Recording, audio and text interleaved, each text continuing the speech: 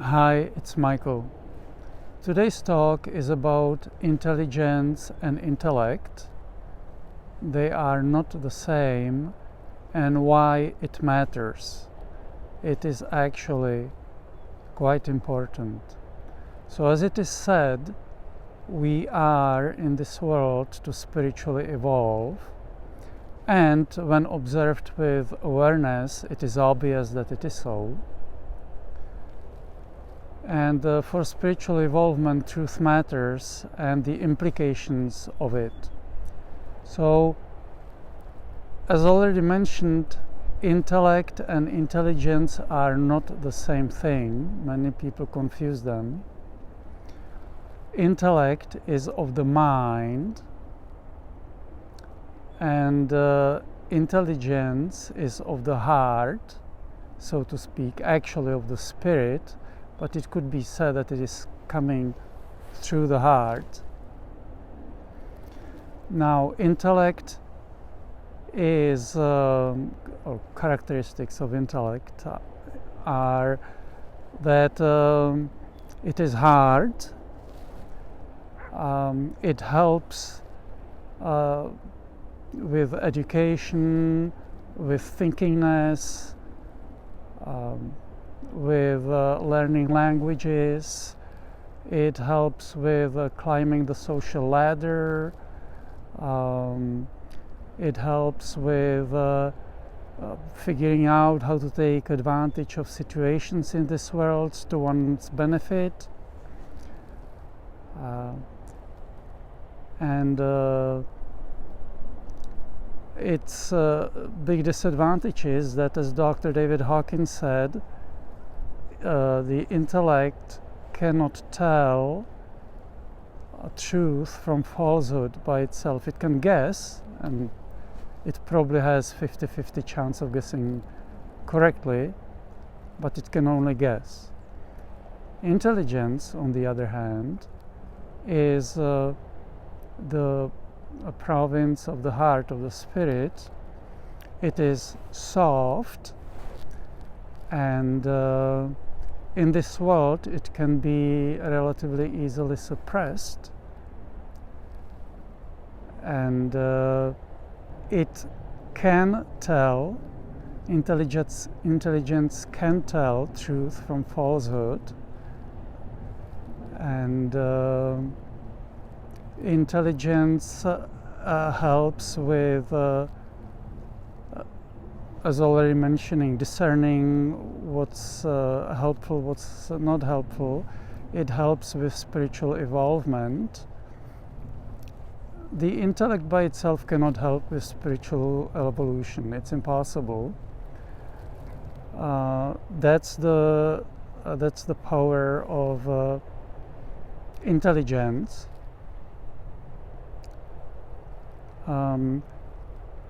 So intelligence helps to live a healthy life, to make the right choices, to take the right actions, as Buddhism says, the right speech, the right action, the right choice, and so on. So that's through intelligence, through the heart, through the spirit. Now, the intellect represents force, and the intelligence represents power, as Dr. David Hawkins mentioned. Now, the intellect, if it is left by itself without guidance from power, from intelligence, can become ruthless.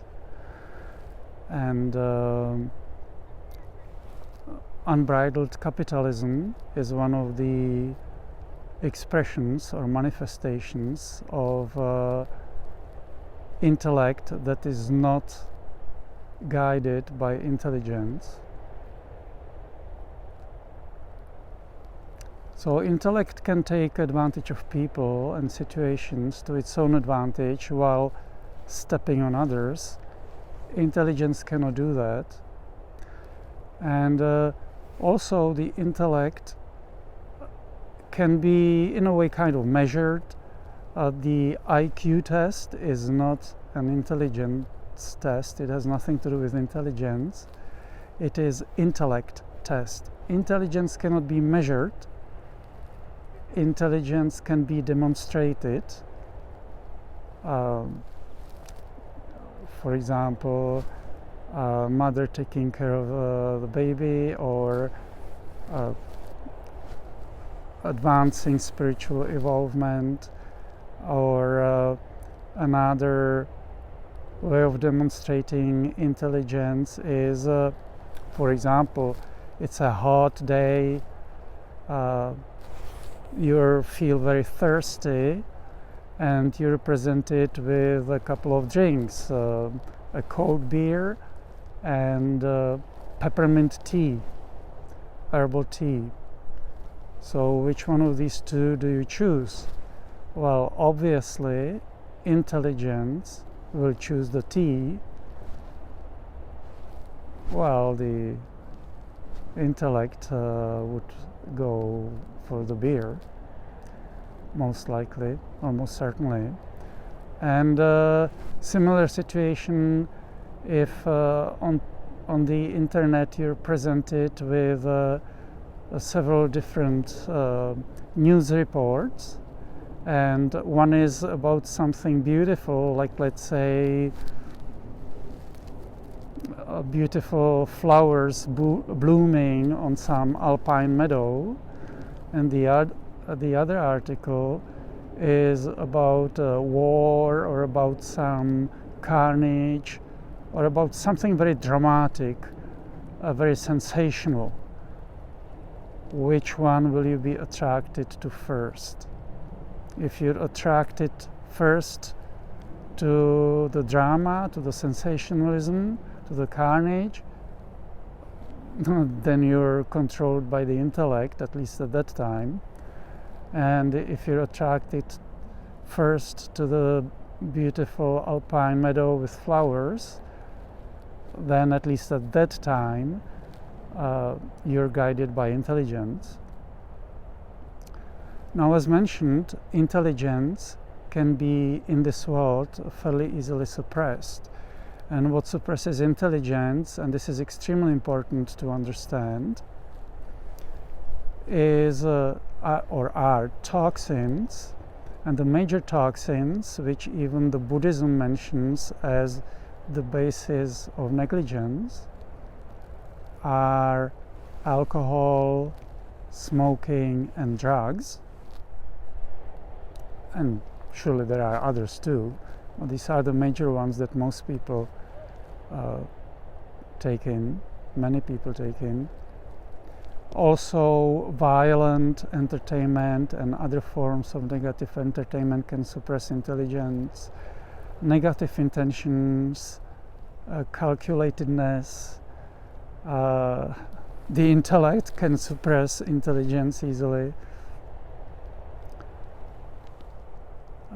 So, of course, then the question is what strengthens intelligence, and it is taking good care of one's health, having positive outlook, having positive intentions, true beauty, using true beauty, true art. Examples of true art are classical music, ballet, and some of the art like by Leonardo da Vinci and Michelangelo, and staying away from the things that weaken, of course, which have been just mentioned. And because intelligence comes from the spirit, obviously being aligned as much with the spirit is important, and praying is part of it. Now, praying has nothing to do with religions, even though religions use praying or positive affirmations are just a spiritual thing beyond religions. And also reading positive spiritual books and viewing positive spiritual videos like those from Osho, from Dr. David Hawkins, from J. Krishnamurti, and so on, or other established spiritual texts like the Upanishads. All these help to empower your heart, your intelligence. So again, it's important to understand a person can be extremely smart, extremely intellectual, can have many doctorate degrees, can be a chess master, can speak many languages, but can have very little to even zero intelligence. And there can be a person that can be uneducated, even illiterate, but can be tremendously intelligent. So if one can be both very smart, very intellectual, and intelligent at the same time, it is, of course, very nice. But the intellect, the hardness, needs to be controlled, needs to be guided by intelligence, which has immense power, but it is soft. So that is all for this talk. If you have any questions or comments, please leave them below the video. Michael, out.